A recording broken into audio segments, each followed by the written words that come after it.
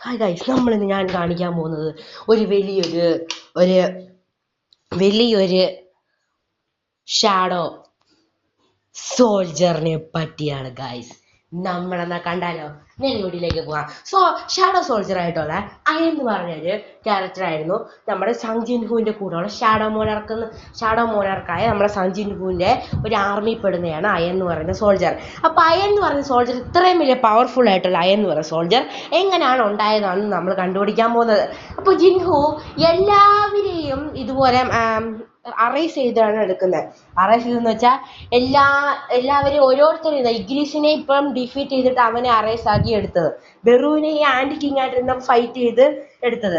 പക്ഷേ അയനെ ഫൈറ്റ് ചെയ്ത് ആരെയും തന്നെ എടുത്തത് അവന്റെ അകത്തുള്ള ഒരു ഷാഡോ കൊണ്ട് അവൻ തന്നെ ഉണ്ടാക്കിയ ഒരു സംഭവമാണ് അയൻ എന്ന് പറയുന്നത്. ശരിക്കും പറഞ്ഞാൽ അവനൊന്നും ചെയ്തതല്ല, അവൻ ആരെ ഡിഫീറ്റ് ചെയ്യാനോ ഒന്നും പോലെ അവനൊന്നും ചെയ്തില്ല.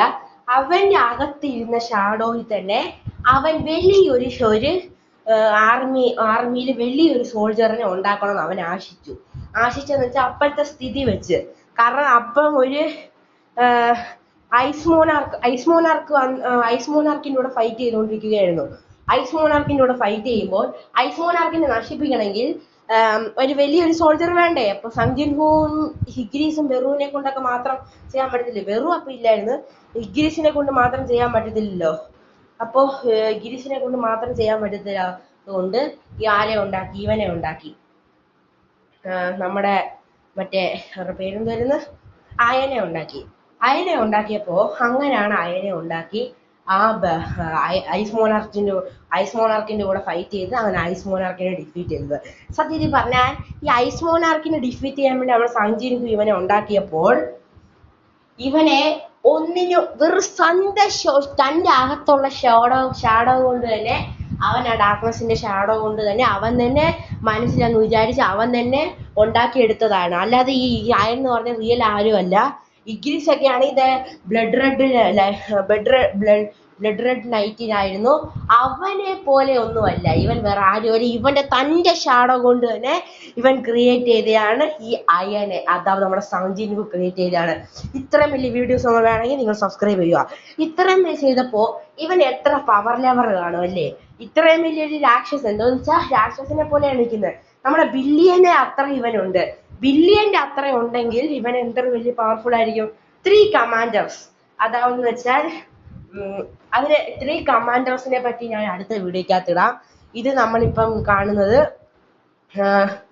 നമ്മുടെ അയൻ എത്ര പവർ കാണും അല്ലേ? അപ്പൊ അയന്റെ പവർ വെച്ച് നോക്കുവാണെങ്കിൽ അയൻ ഒരു ബില്യനെ കാട്ടിലും ഉയരമുള്ളവനാണ് ഇവൻ. ബില്യന്റെ കാട്ടിലും കുറച്ച് ഉയരമുണ്ട്. പക്ഷെ ബില്യന്റെ പവർ അത്ര ഇല്ലെന്നേ ഉള്ളൂ. ഇവൻ സ്വന്തമായി സങ് ജിൻഹു ഉണ്ടാക്കിയ ഇവനാണ് ഇവൻ. ഈ അയനെ തന്റെ ഷാഡോ കൊണ്ട് തന്നെ ഉണ്ടാക്കിയതാണ്.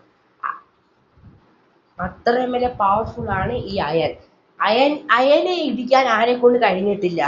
അങ്ങനെ സീനായിട്ട് മാസ് എൻട്രി കൊടുത്തുകൊണ്ടാണ് അടിയിൽ നമ്മുടെ അയൻ കയറി വരുന്നത്. അതിനുശേഷം അയൻ ക്രിയേറ്റ് ആവുന്നു. അതിനുശേഷം അയനെ അവൻ വയ്ക്കുന്നു. കുറച്ച് ഹൽക്കിനെ പോലെ ഇച്ചിരി ആക്രാന്തം പിടിച്ചവനാണ് ഇവൻ.